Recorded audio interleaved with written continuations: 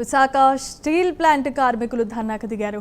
Medical insurance ను పాత పద్ధతిలో కొనసాగించాల్సిందిగా రిటైర్డ్ ఉద్యోగులు ధర్నా నిర్వహించారు.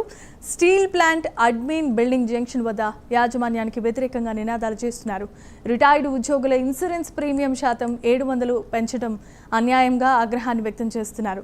ఇప్పటి వరకు ఏడాదికి 1300 ప్రీమియం మాత్రమే ఉంటే దానిని 8500 రూపాయలకు పెంచడం మహాదారుణమని మండిపడ్డారు. 30 ఏళ్లుగా కష్టపడి పనిచేసిన రిటైర్డ్ కార్మికులకు యాజమాన్యం ఇబ్బందికి గురి చేస్తోందన్న ఆగ్రహాన్ని వ్యక్తం చేశారు. ఇక పాత పద్ధతిలోనే ఇన్సూరెన్స్ ను కొనసాగించాలని లేదంటే ఉద్యమాలు చేస్తామంటూ కూడా హెచ్చరించారు. మేనేజ్మెంట్ తీసుకున్నటువంటి నిర్ణయాలు చాలా అమానుషంగా చాలా ఘోరంగా ఉన్నాయి.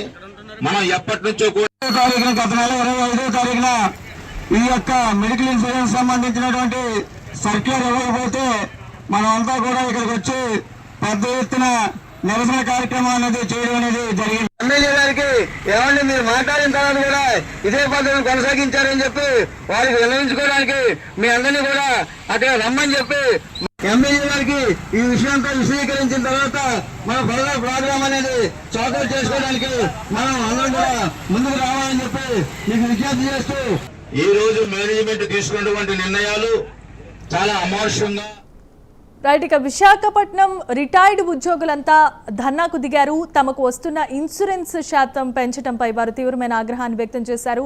అంతేకాదు ఇది మహాదారుణమైన చర్యగా భావించారు. పాత ఇన్సూరెన్స్ పద్ధతిని కొనసాగించాలని 30 ఏళ్లుగా కష్టపడి పనిచేసిన రిటైర్డ్ కార్మికులకు ఇచ్చిన గౌరవ వేతనంలో కూడా ఇలాంటి పద్ధతులు అనుసరించడం పట్ల వారు తీవ్రమైన ఆగ్రహాన్ని వ్యక్తం చేస్తున్నారు. ఇదే అంశానికి సంబంధించి మరిన్ని అప్డేట్స్ అందించడానికి విశాఖ నుండి మా అసోసియేట్ ఎడిటర్ వాసు ఉన్నారు. వాసు, చెప్పండి, విశాఖపట్నం స్టీల్ ప్లాంట్ కి సంబంధించి రిటైర్డ్ ఉద్యోగులు ధర్నా చేపట్టారు. ఇది ఒక సెగ కింద అలుముకుంది. దీనికి సంబంధించి అధికారులు ఏ విధమైన చర్యలు తీసుకోబోతున్నారు? అలాగే ఈ ఇన్సూరెన్స్ పెంచినటువంటి ప్రీమియం శాతాన్ని తగ్గించే అవకాశం ఏదైనా ఉందా?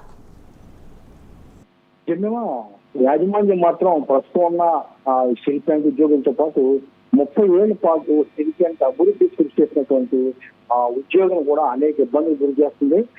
ఇక్కడే పనిచేసి ఇక్కడే రిటైర్డ్ అయినటువంటి ఆ ఉద్యోగులు మెడికల్ ఇన్సూరెన్స్ పాత పద్ధతితో కొనసాగించాలని ఇవాళ ఉదయం అడ్మిన్ బిల్డింగ్ దగ్గర ధర్నాలు చేశారు.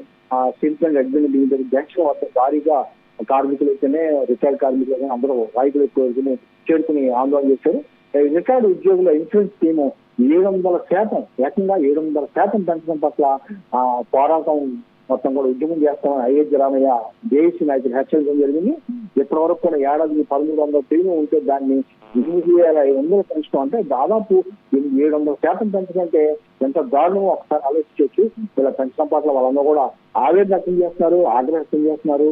తక్షణం స్థానిక ఎమ్మెల్యే అవ్వచ్చు, ఎంపీలు అవ్వచ్చు, స్టీల్ మినిస్టర్ అవ్వచ్చు, అందరూ కూడా ఈ ప్రీమియం తగ్గించేందుకు యాజమాన్యానికి ఒత్తిడి తేవాలని కూడా వాళ్ళు డిమాండ్ చేస్తున్నారు. రిటైర్డ్ ఉద్యోగులకు వచ్చిన పెన్షన్ 3000 మాత్రం వస్తుందని కూడా వివరించారు. 30 ఏళ్ళు కష్టపడి స్టీల్ ప్లాంట్ అభివృద్ధికి తామంతా కూడా ఇంత అభివృద్ధికి పాటుపడితే మాకు ఇచ్చే బహుమానం విజయాన్ని వాళ్ళందరూ కూడా ఆవేదన వ్యక్తం చేస్తారు. తప్పనిసరిగా పాత పద్ధతిలోనే ఇన్సూరెన్స్ కొనసాగించాలని, లేదంటే ఉద్యోగం ఉధృతం చేస్తామని చెప్పడం జరిగింది. అదేవిధంగా మాజీ నాయకులతో పాటు ప్రస్తుతం ఉన్నటువంటి నాయకులు అందరూ కూడా ఈ ఉద్యమంలో పాల్గొన్నారు.